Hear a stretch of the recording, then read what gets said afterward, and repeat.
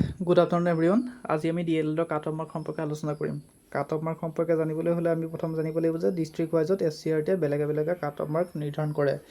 ইয়াৰ উপৰি science stream আৰু arts ষ্ট্ৰীমৰ কাৰণে বেলেগ বেলেগ হয়। আৰ্টছ আৰু আদাৰ্ছ বুলি এটা থাকে, সেইটো 70% ৰিজাৰ্ভ হৈ থাকে, আনহাতে সায়েন্সৰ বাবে 30% ৰিজাৰ্ভ হৈ থাকে। ইয়াৰ উপৰিও general, OBC, MOBC, ST plains, ST hills তেনেদৰে কাট অফ মাৰ্কটো নিৰ্ধাৰিত হয়। যোৱাবাৰ যোৰহাট ডিষ্ট্ৰিক্টতে সৰ্বাধিক কাট অফ মাৰ্ক হৈছিলে ডিএলএডৰ পৰীক্ষাৰ। যোৰহাটৰ পিছতে আছিলে কামৰূপ, কামৰূপৰ পিছত ধেমাজি, মৰিগাঁও, গোলাঘাট তেনেদৰে ডিষ্ট্ৰিক্ট কেইখনৰ কাট অফ মাৰ্ক বেছি আছিলে। এতিয়া চাওঁচোন আহক যোৰহাট ডিষ্ট্ৰিক্টতনো যোৱাবাৰ কাট অফ মাৰ্ক কিমান আছিলে। তেতিয়া আৰ্টছ আৰু আদাৰ্ছ ষ্ট্ৰীমত আছিলে 118.15। আটাইতকৈ 77জন কেণ্ডিডেটে তাত নামভৰ্তি কৰিব পৰাৰ সুবিধা লাভ কৰিছিলে। আটাইতকৈ লোৱেষ্টজন হৈছে 118.15 নম্বৰ পাই তেওঁ নামভৰ্তি কৰাৰ সুবিধা লাভ কৰিছিলে। তেনেদৰে OBC, MOBC ক্ষেত্ৰত 37জন সিলেক্ট হৈছিলে, তাৰ ভিতৰতে কাট অফ মাৰ্কটো আছিলে বা আটাইতকৈ লোৱেষ্ট মাৰ্কটো হৈছে 112.95 আৰু ST প্লেইনৰটো হৈছে 97.3। 15জন কেণ্ডিডেটে তাত নামভৰ্তি কৰাৰ সুবিধা পাইছিলে। তেনেদৰে দুজন কেণ্ডিডেটেৰে 47.6% পায় ST হিলছত তাত কাট অফ মাৰ্কটো নিৰ্ধাৰিত হৈছিলে। SC কাট অফ মাৰ্কটো আছিলে 103.25। PWDৰ কেণ্ডিডেটৰ কাট অফ মাৰ্কটো আছিলে 73.25। এয়া আছিলে 2020 চনৰ আৰ্টছ আৰু আদাৰ ষ্ট্ৰীমৰ কাৰণে।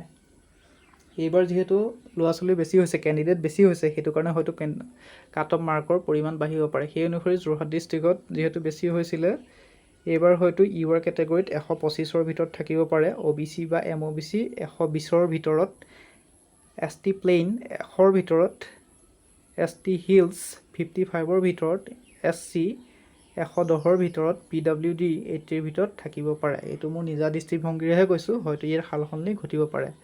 ইয়াৰ পিছতে আছিলে ছায়েন্স ষ্ট্ৰীমৰ বিষয়ে চাওঁ আহকচোন।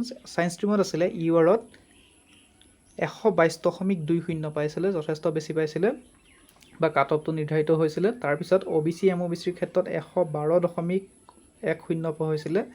ইয়াৰ পিছতে ST প্লেইনছৰ আছিলে 107.5, ST হিলছৰ নাছিলে, SCৰ আছিলে 105.9, PWDৰ নাছিলে। তেনেদৰে যোৰহাট ডিষ্ট্ৰিক্টৰ কাট অফ মাৰ্কটো নিৰ্ধাৰিত হৈছিলে। সেইমতে কামৰূপৰ যথেষ্ট বেছি আছিলে, ধেমাজিৰো বেছি, গোলাঘাট আৰু মৰিগাঁৱৰো বেছি আছিল। গোলাঘাট, যোৰহাট, বিশেষকৈ আপাৰ আছামৰ ডিষ্ট্ৰিক্টসমূহত কাট অফ মাৰ্কটো বেছি হয়, কামৰূপতো যথেষ্ট বেছি হয়। তাৰ তুলনাত বড়োলেণ্ডৰ ডিষ্ট্ৰিক্টসমূহৰ কাট অফ মাৰ্কটো যোৱাবাৰ কমিছিলে। বৰাক ভেলীৰ অঞ্চলৰ কাট অফ মাৰ্কটোও কমিছিলে। পাহাৰীয়া অঞ্চল যেনেকৈ বিশেষকৈ ডিমা হাছাও বা কাৰ্বি আংলং, সেই ডিষ্ট্ৰিক্ট দুটাৰো কাট অফ মাৰ্কটো কমিছিলে। যি কি নহওক এইবাৰ হয়তো বাঢ়িব পাৰে, কিয়নো বেছিভাগ ল'ৰা ছোৱালী এপিয়াৰ হৈছে আৰু পৰীক্ষা বেছিভাগৰে ভাল হৈছে বুলি কৈছে, যদিও পেপাৰখন টান আহিছিলে।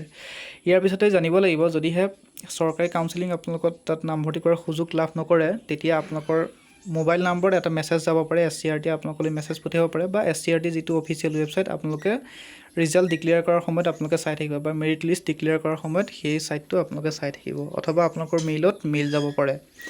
আপোনালোকে প্ৰাইভেট ইনষ্টিটিউশ্যনত নামভৰ্তি কৰাৰ সুযোগ তেনেদৰে লাভ কৰিব বুলি এটা মেইল যাব পাৰে। ইয়াৰ পিছতেই আমি চাব লাগিব প্ৰাইভেট ইনষ্টিটিউটনো কি আছে, আমি কেনেদৰে সুবিধা লাভ কৰিম।